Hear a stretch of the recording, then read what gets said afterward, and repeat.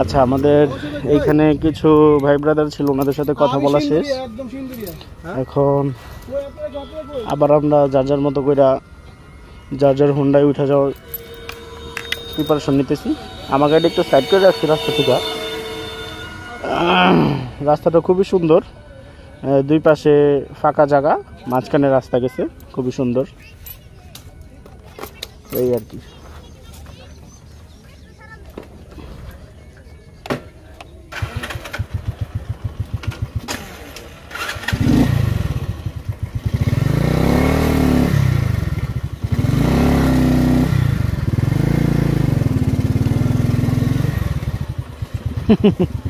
ঘুরান ঘুরান।